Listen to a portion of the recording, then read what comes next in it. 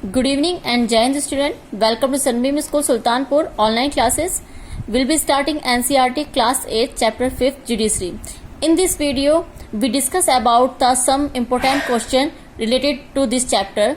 First question, write the eligibility to become a judge of High Court and Supreme Court.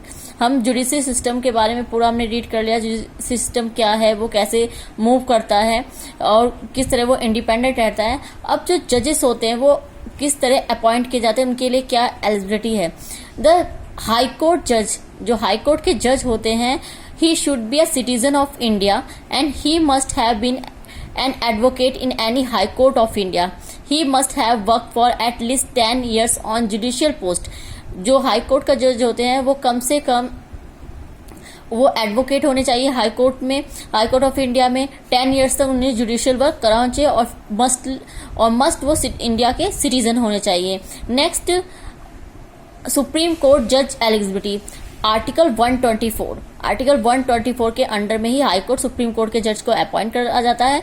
Article 124 में eligibility दी गई है कि जो supreme court के जज होते हैं उनकी क्या क्वालिफिकेशन हो चाहिए. Firstly, the person should be an citizen of India, जो दोनों ही, चाहे हाई कोर्ट हो चाहे सुप्रीम कोर्ट, दोनों के लिए ही जरूरी है.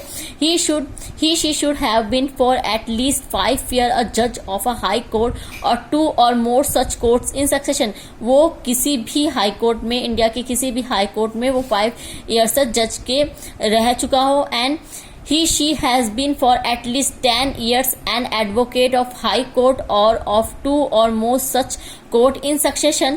And she is in the opinion the president a distinguished jurist.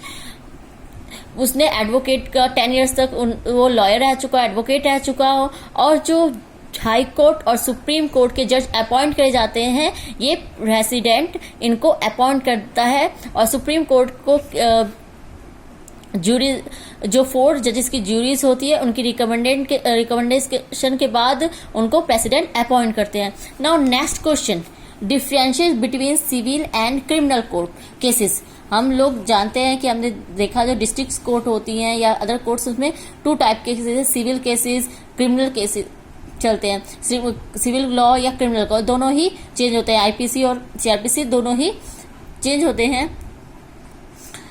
तो सीपीसी और सीआरपीसी जो ये सिविल केसेस होते हैं, क्रिमिनल केसेस होते हैं, इनमें क्या डिफरेंस.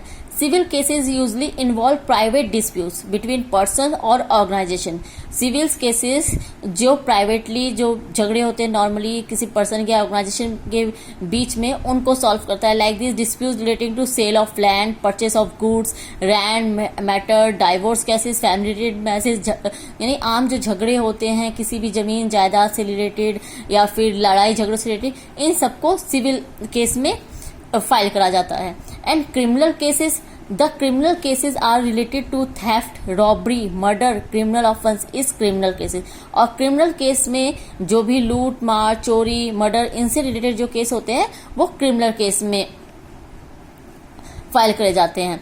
इनके लिए सबसे पहले एफआईआर करवानी पड़ती है, उसके बाद पुलिस इन्वेस्टिगेशन करती है क्रिमिनल केस में, उसके बाद केस फाइल होता है. और जो भी इसमें मुजरिम होता है, यानी जो भी मुजरिम होता है उसको प्रिजन सजा होती है, उसको पनिशमेंट दी जाती है, उसको जुर्माना भरना पड़ता है. एंड सिविल केसेस में जो भी जिस भी पक्ष को, दोनों साइड में से जिस पक्ष को प्रॉब्लम होती है, जिसके साथ नुकसान हुआ होता है, वो केस पिटीशन दायर करता है, वो केस फाइल करता है. Now thank you student, thank you very much. जय हिंद.